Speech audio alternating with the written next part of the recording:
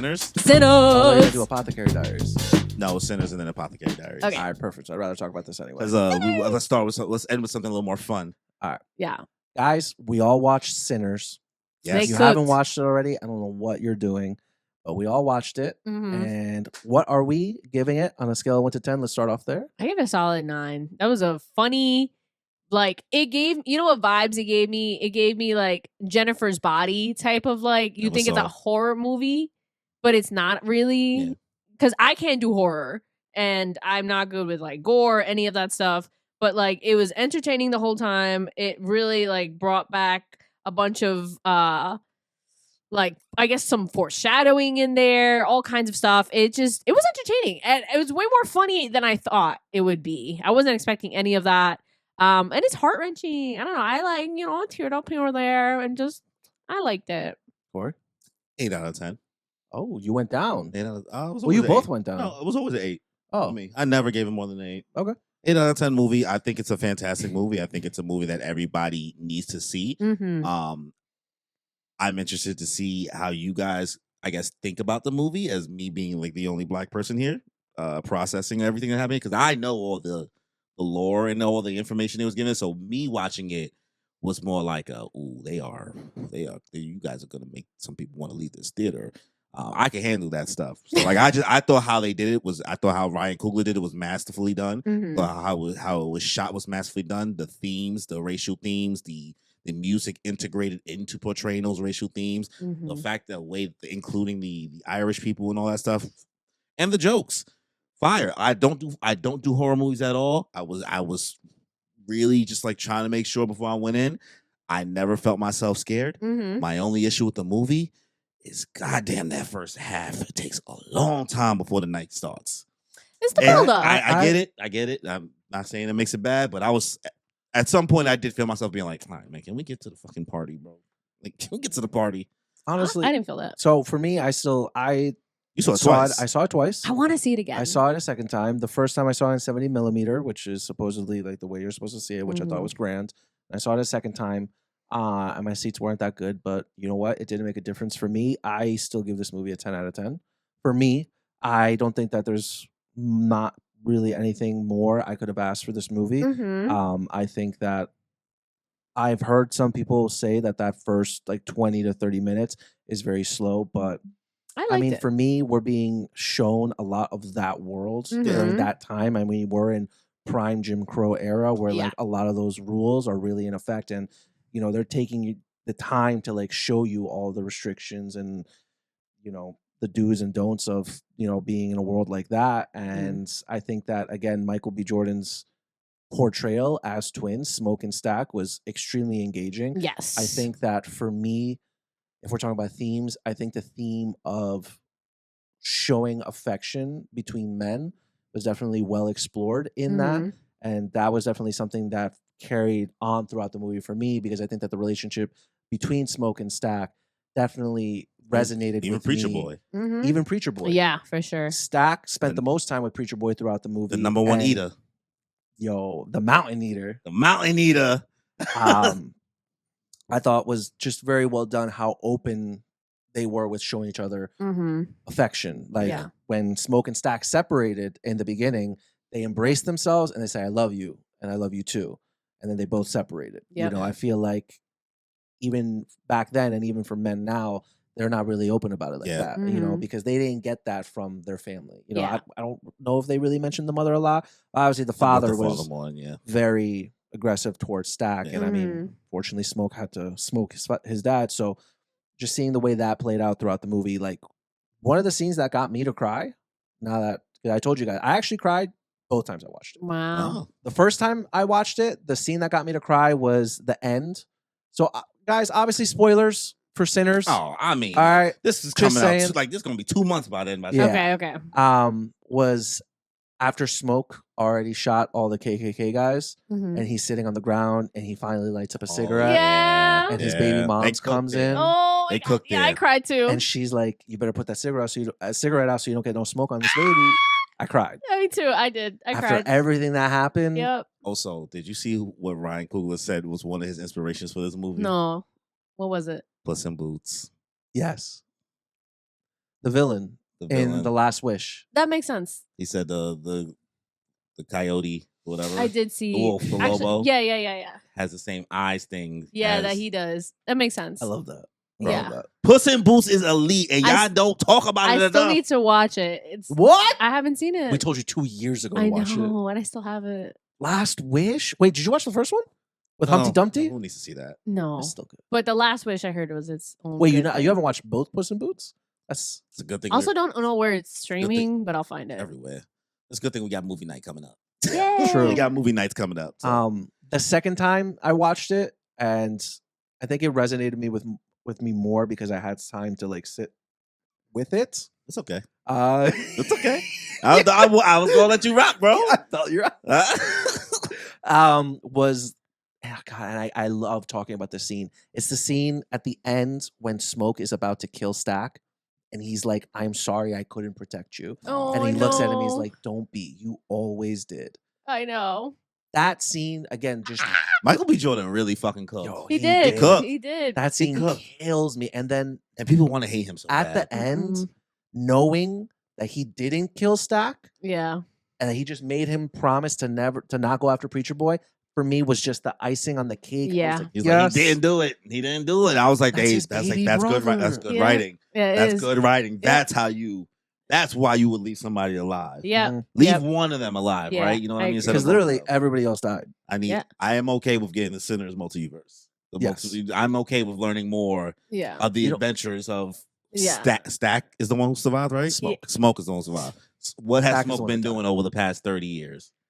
I saw a theory. So, at the end, after everything went down, Smoke killed all the KKK people. Yeah. But when they came, they tried to go into the juke joint. but Yeah. The juke joint was locked. Yes. And so people are like, Smoke put Stack in there So the because the sunlight sun went- was coming up and put Stack there because he was the last vampire to leave. And Mm. because remember, as soon as he stopped fighting Stack, he went outside and killed Remick. Yeah. And then everybody burned alive. That was like 5 minutes. Yeah. Stack wouldn't have had time to go and find shelter. Yeah. So he probably kept him in the barn, then locked it. So when the KKK people came, they wouldn't open it up and he'd be safe. Mm. That's just, Good writing. that's just gorgeous. For Yeah. me, the movie, there's so. There's so Can we much talk to about feed the on. scene? Which one? The scene. The song music scene. Oh my God. Oh, So oh, beautifully when they- done. So that's when I was getting the most emotional, right? Yeah. So listen, this movie is it. I think everybody should see it, and also do research after seeing it. This Mhm. is one of those movies that, like, if you don't just go into it and then just be like, "Oh, I guess I didn't know all of that," and then like just leave it alone. You know what I mean? You should really figure out what a lot of this stuff means. All of that music going through it, and like the Irish vampire is not for no reason. Yeah, You know what I mean? absolutely. So processing all of that and all of they've dealt with in regards to colonization from England and all that stuff, and then just showing like singing that Rocky Road to Dublin song out there, and then Yep. leading into like that whole montage of, oh, we want your blues and things like that. I was sitting there like, oh God, I feel this. I'm about to dance in this theater. I was like, I'm about to catch the holy motherfucking ghost, and I don't even be ghosting like that. Fantastically done. Did I originally give it a 10 out of 10? You did. I did, right? You Okay. did. I couldn't remember my rating. I think that music scene, first of all, that guy, can we just give the actor who plays Preacher Boy his props? Yeah, that's his Beautiful. first acting. That kid Really good. Good for crushed him. it. Apparently, did. he was a background singer for For her? her, and For she, Her. Oh, her, the artist, okay. and she hooked him. She was like, "You should go and Audition for pursue." Yes, exactly. And his voice. Oh my God! When he started singing that song In the about car? in the car. He's only 20 years old. Wow. 20. That kid's got a career. Hopefully. Mhm. A career Let's because he pray. did an absolutely amazing job Yeah. when he's singing the song, and then the electric guitar comes on, and then the whole mood shifts, and the way the camera goes around the room, and you see all the different cultures, all the Oh. different time periods. That was so cool. Bro, They even got the Chinese geishas Yeah. going around. Everything. that's why we got Rush Hour 2. We be trying to we've been trying. Oh my God. Rush Hour exists for a reason. It is truly it is truly a testament of the bond between Black and Asian culture. I'm being so fucking serious every time. No, you've always been saying it. I've always been so serious. It doesn't exist for no reason. The Wu-Tang Clan doesn't exist for no reason. Black people in anime and us being the ones that make it super, it's not for no reason. Yeah. The Japanese culture we like this. But when she said, "Come in, motherfuckers," I said, she crashed you out. are an op. She crashed out. Bitch. You are an op, She and didn't do you much. sold us off to the man. She didn't do much too. She killed her husband and she burned her alive. Yeah. Yo. Killed her husband and they both died and that's I it. said, "Wow, I was like, but their daughter's literally gonna be like, wow, my parents left and they never came home. So that's my theory right now. If we're talking about like doing this as a franchise, I don't believe Smoke is dead. I know he got shot, but if we're talking about Ryan Coogler being very intentional with the decisions he makes in this movie, Michael B. Jordan lifts up his shirt and you see an exit wound, which means the bullet went through. Now, I've watched a lot of action movies and I've watched a lot of Grey's Anatomy and Law and Order SVU to know. This nigga just said Grey's Anatomy. To know that a GSW, if the bullet's not in there, you can survive that. And we know that what's that girl's name? The Chinese girl? Conspiracy of it. I don't know. Lil? I don't know. I don't remember. Whatever. We know that she worked with her parents. Yes. And their parents, we were shown, can heal gunshot wounds. Now, her parents didn't come home that night. Would it be so far-fetched for her to go the next day looking for her parents and find Smoke sitting on the ground, bleeding out? I think going into that route completely disregards the lesson and like the true closing of that lost child's ending. I think it completely belittles it. Like if it does that, like it's cool if you want to theorize it, but I sometimes want to be precautious on, does your theory break down the impact, like ruin the impact of a scene? Yeah, you know, because then I mean? He's not with his baby mom no more. Like that was the point. The point was for him to finally be with his family. I think that's just going to be one of those moments where like it's not time for you yet. Dude, I don't think so. I disagree. I disagree. That's what I'm saying. Like you ruining that beautiful moment of a black man finally deciding to be with his like being able to be with his family that was like torn apart essentially by all this stuff, and him having to stick around for what? You know what I mean? Like it's like no reason. Why? Like you have one brother that lived. You might as well let him be the one who got to be happy and actually pass. Yep. Do you want to have both? You had both answers. You know what I mean? Like that one lived on and got to be with the person he really wanted to be with during a time where he was racially unable to be with somebody that looked like that. Yeah. And it wasn't his time to do that. So there was something more for him in the future. And then Stack dying. Stack, correct? Stack died. Stack dying. Well, Stack is the one who turned into a vampire. Okay. Smoke dying is impactful because one, they give you the impact of the trauma they've been through of losing that kid and feeling that empty void the whole time, and then losing her too. So then it's like, what else? What else is a better ending for him than to finally have peace and be with his family in the afterlife after having that vision? That's just the best ending for the character. I agree. Yeah. Like if you want a good ending for him, you know what I mean? The other way just like kind of just says, I don't give a fuck about that though. Yeah. That's how it like comes off. Like, no, I don't give a fuck about that. I'm just saying I wouldn't be surprised if that happened. I would be surprised. The breadcrumbs are there for that to be a possibility. Especially if they're thinking about turning this into a franchise. But you don't need him for that. Yeah, you already have the infinite living vampire who's lived through 40 years of like history. Plus, he did say like that was the last time I saw my brother. He would have gone back and to see if his brother lived or like what, you know, like he would have looked for his brother. Yeah, like that was a power. Like it undercuts all like the powerful moments. It's like, why take those away for the sake of a theory? I guess you know what I mean. Lisa. Oh, that was the daughter's name? That was the daughter's name. Oh. I was like, Lily? I was like, who? Lisa. That was the daughter's name. I felt so bad for her. What would you guys say was your favorite moment of the movie? Favorite scene? Yo, what? Boy, if you don't get the fuck up on my face. Yo, Hailee Steinfeld, she took that whole like being 1/8 black thing a little too seriously. So and now the gingers is claiming they black on TikTok now. I apparently. mean, well, the black community, we actually They we already accept y'all. We already accept the gingers. Mark was redhead. You know that? Who? We Mark? rocking with Mark because Mark, he's a redhead. Oh, that's so He's been funny. a redhead this whole time. That's hilarious. He's been black. We had no reason to even say he was Oh rocking my with us God. because Mark is us. I can't stop. Mark is us. It's all fun and games until one of them starts saying the N-word. We listen. We can pop out. You know, they say we all know they say. We know they say it anyway. Anyways, but is that scene for you? I mean, she was crazy. that's I loved her. She said you wanted me to spit in your mouth. No, apparently that was not CG when she spit in his Stop. I mouth. believe Stop. it. It didn't look They CG. said it was not CG. It didn't look CG. Wait, was it? Okay, was it improvised? It was. It was improvised. She was like, like I was no, like, I don't believe it. I screamed. I screamed. I was like, Yo, Shameik Moore is punching the fucking air right now, dude. He is punching because, like, honestly, I don't feel bad. I don't feel bad. I was about to say I feel bad, No. but it's like, yo, my Fiance? guy. he did that to himself. It's like, why are you overly shooting your shot about chemistry when y'all never even met in person until this tour? Oof. You know what I mean? Like, you guys Jesus were voice acting. And Yeah. you don't got to be in the same room. Michael B. Jordan, and you can tell even from the interviews and the press, the whole cast, Great. they got chemistry. Yep. They really was working together. Yep. This also the funniness. You were saying like how many times you laugh. Oh, this movie is black funny. Yes. This movie because like every time I'm sitting here like, yep, that is exactly how we'll be reacting to. Why you need us to let you in? Yeah.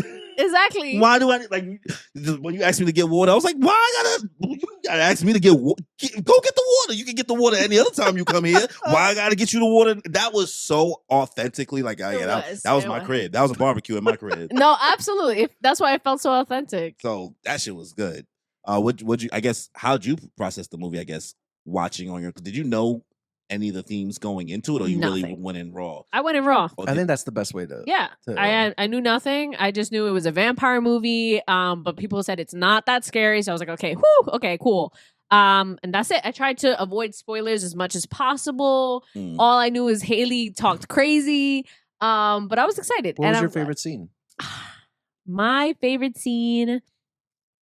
It's hard because I feel like I felt it in my soul in that music section, in that hole when they were going around the room. I was just like, this is such a cool vibe. I love that. That was great.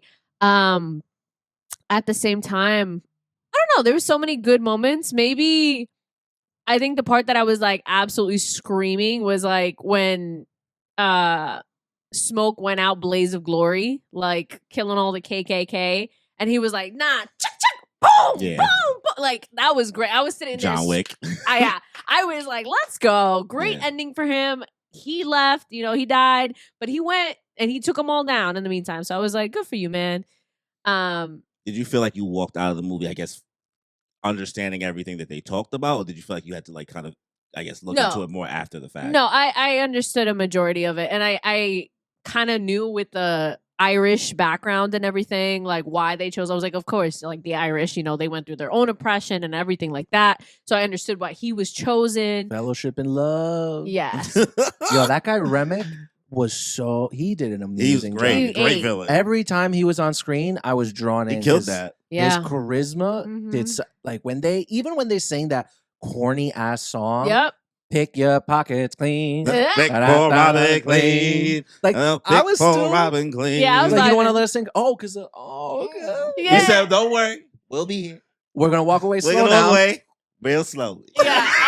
Real slow. It's funny because I said that. I was like, we're going to walk away. I was like, it's real actually slow. him versus the rabbit from Devil May Cry. Oh, Put those two dude. against With each the villains, other. yeah. Yeah, and like the red eyes. Yo, what killed me too was when the Native Americans were knocking on the white people's door, Yeah. and they were like, "Ma'am." Gave you one warning. Yep. They saw that KKK attire, and they're like, the sun's going down. Yeah. We gotta Y'all go. good. This is a you problem. Yep. This is a you 1,000%. problem. 1,000%. You're like, you fucked around and you found out. And we're talking about improvised scenes real quick. The guy who played Slim, Delta Slim, he was the musician that they picked up at the train station. Yes. Right. The one scene when they're all in the car and they drive past the the jail workers. Yeah. And he gets up and he like shouts at them, and then the gunfire goes off, and then they're like driving away, and Preacher Boy's like, "Did you know any of those guys?" And he talks about how him and his partner, came up singing together. They both came into money, and how his partner, was unfortunately, swindled and lynched, and he's telling the story about everything that happened. As he's doing that, I don't know if you guys remember, he's finishing telling the story, and he's like, "Oh, they cut off, they even cut off his manhood." And he's feeling that moment. He's like, and then he like gets into singing like, that was all improvised. Yeah. Oh, okay. really? That wasn't part of the script, Oh, and apparently Ryan Coogler just like kept it going. Oh, wow. And Michael B. Jordan and the guy who played Preacher Boy, they just went with it too. And he's like, I just felt after telling the story, I just went with what I felt with at that moment. And apparently Ryan, in the first cut of the movie, they cut that scene out. Oh, wow. They didn't even do it. And he had to go to Ryan Coogler and be like, "Listen, I think that you should keep this scene in because of A, B, and C."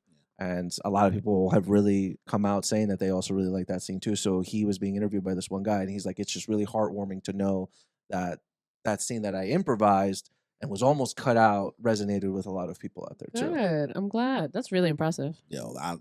One scene I do think was improvised is when bro was like, "What we been doing? We gotta be kind to one another." I was like, these niggas was like, "Boy, if you don't get, he was like, if you don't get out of here, yo, y'all KKK." Ah! He just straight up like, I could don't. I may be a vampire, but do not compare me to such scum. "These fangs are rated E for everyone." Oh my God. It's a fantastic movie. It's a movie I think absolutely deserves to win something. I hope that it being maybe defined as a horror movie doesn't do anything bad for it. And also like the way the media has been covering the movie has been really, really weird in regards to like how they've been kind of comparing and scaling its performance because of how Ryan Coogler has he'll be getting back the rights. Like the deal that he made for this movie before it was made is not something that's done often. The last person to do it was Tarantino for Once Upon a Time in Hollywood. It's not something that directors get to do. What is it? He's going to get the full movie rights back in 25 years. Interesting. And that means that, and he was the reason why is because he's saying like, this is a movie that's so about culture and Black culture and things like that. He doesn't feel right letting it just like making it. So before anybody agreed, like he let anybody take on the movie before he made it or whatever, like when he wrote it and had it ready to give out, like that was like part of the deal before he made it. So good for him. So it deserves something. Hopefully it gets, whether it be for production, because it's shot beautifully, the music is great. I think that this is Michael B. Jordan's probably best role yet. I agree.